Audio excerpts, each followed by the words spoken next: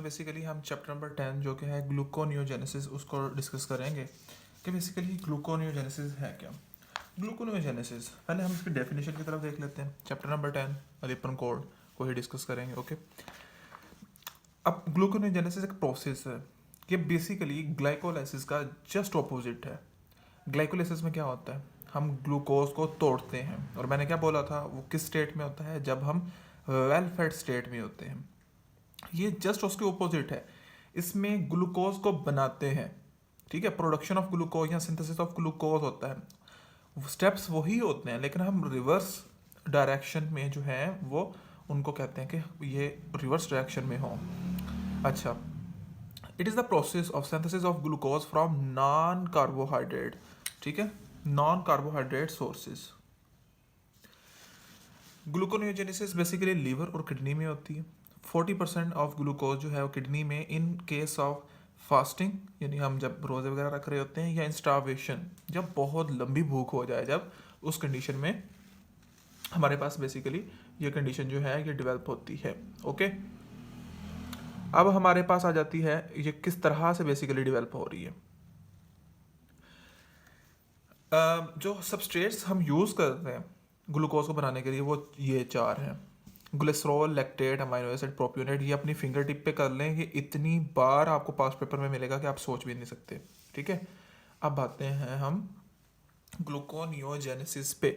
Okay, आपको पता है कि ग्लाइकोलाइसिस में क्या होता था, ग्लूकोज आता था ग्लूकोज 6 फास्फेट में, फिर फ्रक्टोज 6 फास्फेट, फिर fructose 1,6 bis phosphate, dihydroxy acetone और glyceraldehyde 3 phosphate, 1,3 bis phosphoglycerate, 3 phosphoglycerate, 2 phosphoglycerate and phosphoenolpyruvate, और फाइनली इनटू द पायरोवेट। ये सारे का सारा हो रहा था साइटोसोल में। अब ग्लूकोनियोजेनेसिस क्या कहता है, वो कहता है यार मैंने आपको तो यूज़ करना ही करना है ग्लाइकोलाइसिस को, लेकिन आपके साथ साथ मैंने टीसीए को भी यूज़ करना है। मैंने एक चीज़ से काम नहीं चलाना, तो टीसीए भी इन्वॉल्व होता है।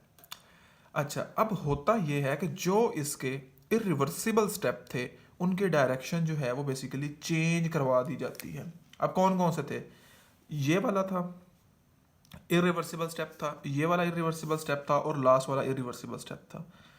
अब होता ये है कि अगर इसकी डायरेक्शन ये थी तो अब ऑपोजिट डायरेक्शन में करवा दिया जाएगा, इस डायरेक्शन में।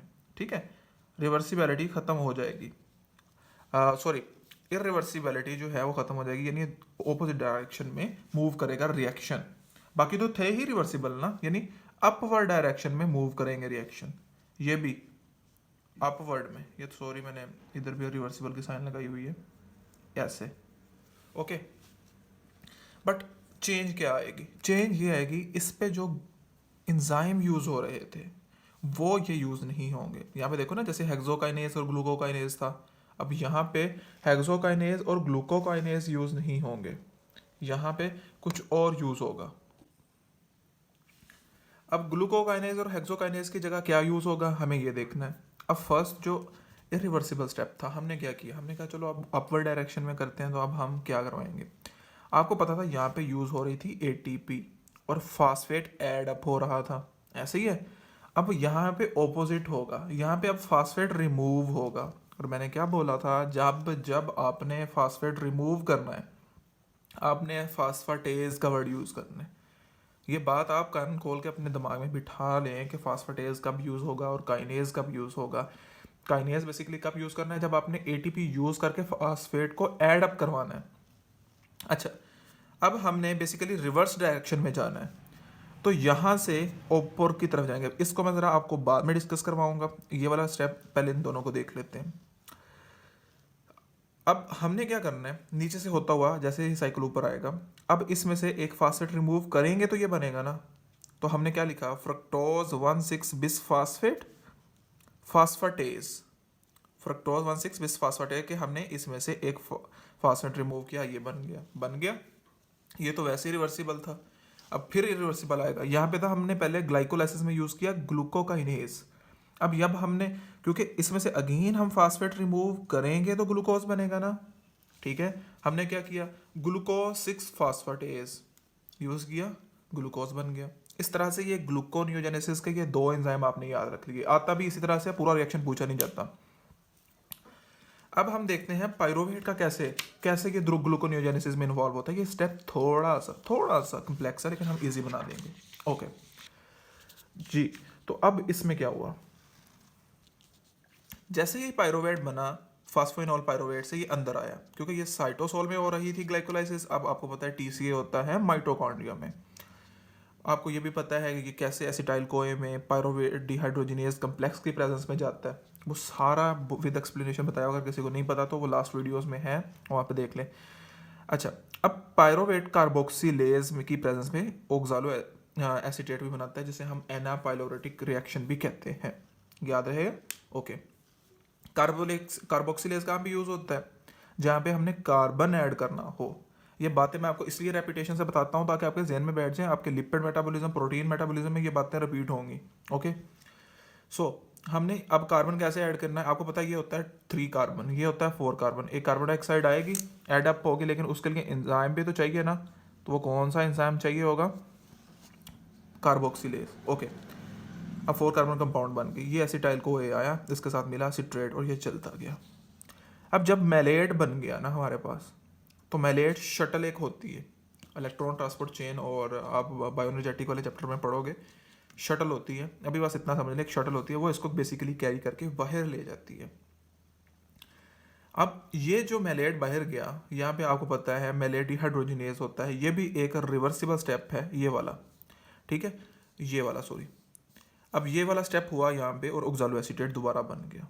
अब ऑक्सैलो एसीटेट ने क्या बनाया? फास्फोइनोल पायरोवेट, ठीक है। अब वो किस तरह से बनाता है वो देखते हैं। इसको एक एंजाइम कहते हैं पेप्सिके। ओके, मतलब फास्फोइनोल पायरोवेट कार्बोक्सीकाइनेज, इसकी प्रेजेंस में ये बनाता है पेप जिसे हम कहते हैं फास्फोइनोल पायरोवेट। और फिर ये आपको वही स्टेप देगा जो कि ग्लूकोनियोजेनेसिस के थे। लाइक अब यहाँ पे इसने ये बना दिया, वो सारा कुछ उसने ऑक्सैलो एसीटेट ने, फास्फोइनोल पायरोवेट, और ये साइकिल ऐसे ही ऊपर रन करेगा, डेट सेट। बस इसको थोड़ा सा रट्टा मारना पड़ेगा कि किस तरह से टीसी इन्वॉल्व होकर ये बनता है पायरोवेट, ये याद रखने वाली बात है।